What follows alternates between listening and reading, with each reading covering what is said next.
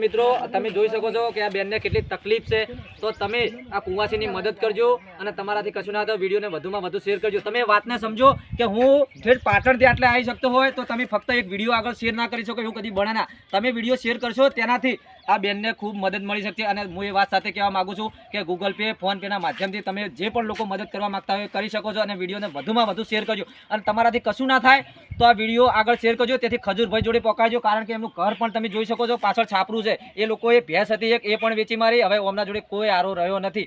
1.5-2 લાખ રૂપિયાનો ખર્ચો પણ દવાખાનામાં કર્યો છે. હવે પણ જે તમારા જેવા ઇન્સ્ટાગ્રામના માધ્યમથી પણ જે લોકો મદદ કરવા માંગતા હોય તેની મદદની આશા રાખીને આ પરિવાર બેઠો છે. તો તમે આ પરિવારની 100% મદદ કરજો. 100, 200, 500 જેના